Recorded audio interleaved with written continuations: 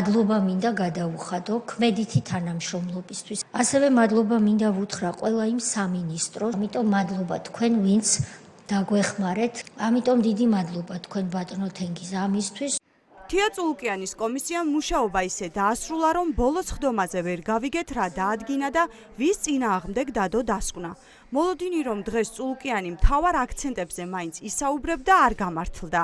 დღეს მხოლოდ მადლობების დღე იყო. გავიგეთ რომ დასკვნა რომელიც დაიწერა და 430 გვერდიანია პროკურატურაში წავა. წულუკიანზე უფრო მეტი თქვა ამავე კომისიის წევრმა ალუდა ღუდუშაურმა. ჩვენ არა მიზან ის კი არ არის რომ ვინმე დავსაჯოთ და ამ დაპირისპირების კიდევ უფრო მეტ სპირალში შევიდეთ. არამედ ის რომ აი ამ გაკვეთილებმა უნდა გვასწავლოს ერთი რამ, რომ მნიშვნელობა არ აქვს ვინ რა პოზიციაზე არის, მთავარი არის რომ გვიყვარდეს ერთმანეთი. თუ ამ კომისიის მიზანი არავის დასჯა იყო, მაშინ რისთვის ციხეში ის ხალხი, ვინც ამ კომისიაზე გამოუცხადებლობის გამო საკანში უკანონოდ გამოკეტეს და პოლიტიკური ლიდერები პოლიტიკურ პატიმრებად აქციეს. კომისიის ხმაურიანის ხდომების ჩუმი ფინალი ყველასთვის მოულოდნელი იყო.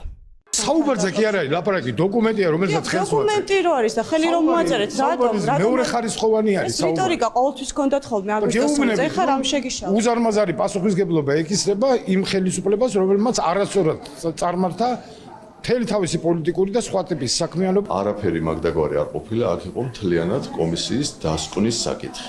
ჩვენ არ გაგვიხილავს სათაო თავებად არც ერთი ის მიმართულება, რომელიც ასახულია და ასახული იქნება საბოლოო ჯამში. 7 აგვისტოს 17 წელი სრულდება, რაც რუსეთი საქართველოში შემოიჭრა და ომი დაიწყო.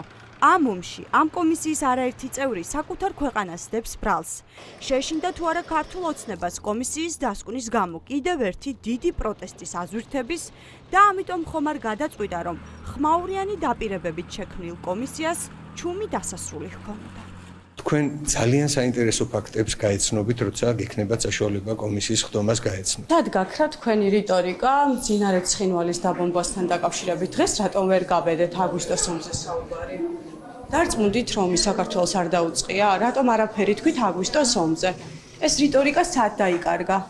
გეშინიათ ომის წლის თავი ახლოვდება, 17 წელი გავიდა აგვისტოს ომიდან და ამიტომ არაფერს ამბობთ?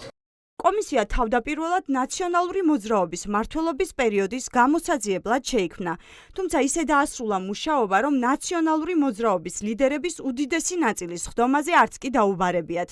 დღეს პარტიამ, რომელსაც ამ კომისიის საშუალებით გაუქმებას უანონსებენ, დაანონსა, რომ ასეთი რუსული საქმეების კეთებისთვის მშვიდობიანი რევოლუციით დამხობა ქართული ოცნების ფინალი იქნება. არა მხოლოდ მეორე თაობის საბჭოთა ჯალათი თეა წულუკიანი. თითოეული წევრი ღალატის კომისიის აღმოჩნდება საბრალდებო სკამზე და ეს მოხდება ძალიან მალე. ქართველი ხალხის მოტანილი ცვლილებების შედეგად, რომელსაც მოვიტანთ დიახ შვიდობიანი რევოლუციით. რასაც წულუკიანი იძიებდა, ის გახდება ახალი გამოძიების საფუძველი, აცხადებენ ოპოზიციაში. რადგანაც ეს კომისია თავად კანონის დარღვევით შეიქმნა. გამოიყენეს პოლიტიკური რეპრესიებისთვის და ოპოზიციის ლიდერების ციხეში ჩასასმელად. ამიტომაც ახლა უნდა დადგინდეს, ვინ გასცემდა ამ უკანონო ბრძანებებს.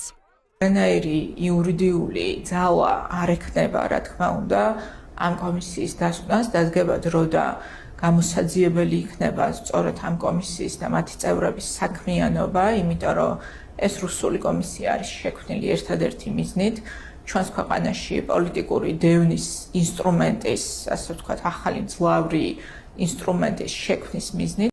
რატომ არ თქვეს დღეს, რა დაადგინა თია წულუკიანმა? არის კიდევ ერთი ვერსია. წულუკიანის დასკვნის 430 გვერდის საჯარო სექტემბერში გახდება, მას შემდეგ რაც ის ბიუროს ხდომას წარედგინება. ეს დრო ქართული ოცნებისთვის მომგებიანია ადგილობრივი არჩევნების წინ პოლიტიკური თავდასხმების ახალი ცეცხლის გასახსნელად. რა ფინალიც არ უნდა იყოს, კომისიამ უკვე გააკეთა რუსული საქმე.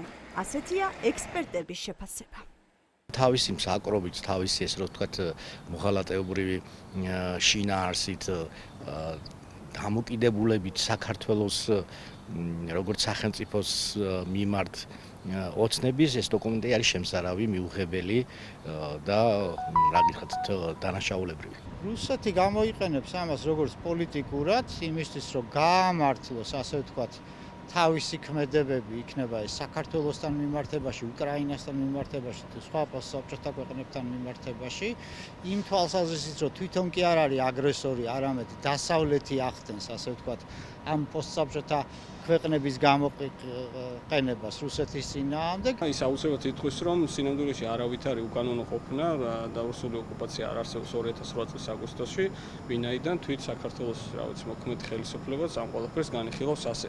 საგამოძიებო კომისიის ბოლო სხდომაზე ხალხს ვინც დაკითხეს დაპირდნენ, რომ თუ ვინმეს ისტორია ამ დოკუმენტში ვერ მოხვდება, მას დასკვნაზე დაამაგრებენ და პროკურატურას გადაუგზავნიან.